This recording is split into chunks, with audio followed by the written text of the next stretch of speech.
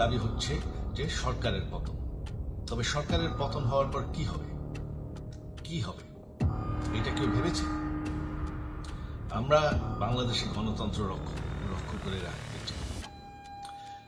সরকার পতন করে নতুন সরকার আসার সাংবিধানিক অনুযায়ী শুধুমাত্র একটি উপায় আছে, সেটি হচ্ছে নির্বাচন। আমাদের সুপ্রিম কোর্ট রায় দিয়েছে যে কোনো অনির্বাচিত সরকার 1 মিনিটের জন্য ক্ষমতা নিতে পারবে না।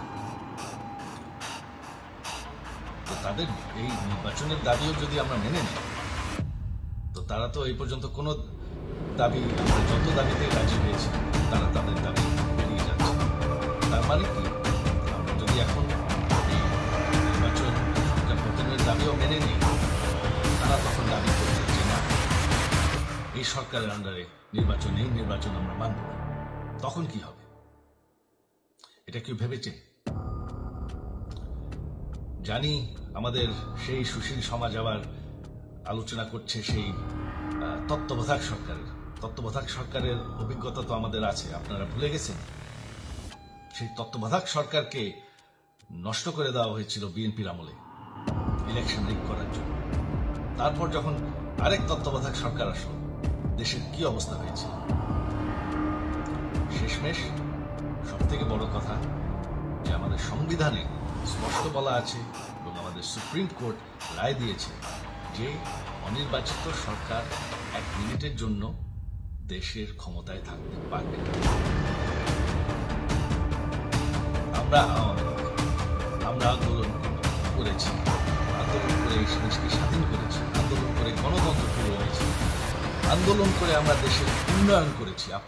আপনারা যে বঙ্গবন্ধুর মেয়ে শেখ হাসিনার বিরুদ্ধে বলছেন, আজকে শেখ হাসিনা না থাকলে বাংলাদেশ এতদূর আসতে পারত? অসম্ভব। কেউ কল্পনা করতে পারে নাই যে বাংলাদেশ এরকম উন্নতি করবে, এরকম উন্নয়ন হবে।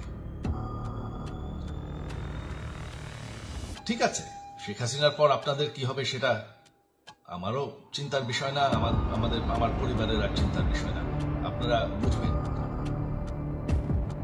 ঠিক আছে, শেখ হাসিনার পর আপনাদের কি হবে সেটা আমারও চিন্তার বিষয় না, আমার পরিবারের আর চিন্তার বিষয় না, আপনারা বুঝবেন। তবে এইভাবে সংঘর্ষ করে, হত্যাকাণ্ড করে ক্ষমতা করা যাবে না। এটা আর আন্দোলন। যখন পুলিশ হত্যা করা হচ্ছে, নিরীহ মানুষের উপর হত্যাকাণ্ড চলছে, মানুষের বাসায় আগুন দেওয়া হচ্ছে, জার্নালিস্টদেরকে হত্যা করা হচ্ছে, এটা হয়ে গেছে সন্ত্রাস। আর সন্ত্রাস মোকাবেলা শুধুমাত্র একটি ভাবে করা যায়। আমার অনুরোধ, আমাদের ল এনফোর্সমেন্ট, আমরা অনেক ধৈর্য দিয়েছি আর ধরেছি, তবে এখন আর এটা সহ্য করা যাবে না। ল এনফোর্সমেন্ট এজেন্সি, বিজিবি এবং কি আমাদের মিলিটারির প্রতি আমার আহ্বান যে আপনাদের দায়িত্ব হচ্ছে আমাদের দেশের মানুষকে নিরাপদ রাখা এবং আমাদের দেশকে নিরাপদ রাখা, আমাদের দেশের সংবিধানকে নিরাপদ রাখা, সংবিধানকে রক্ষা করা। তার মানে 1 মিনিটের জন্য অনির্বাচিত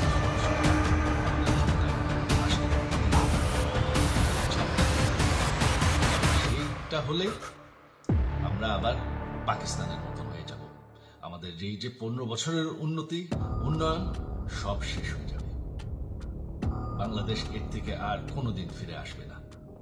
আমিও সেটা চাই না, আপনারাও সেটা চান না।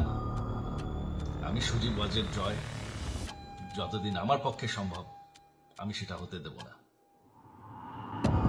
জয় বাংলা।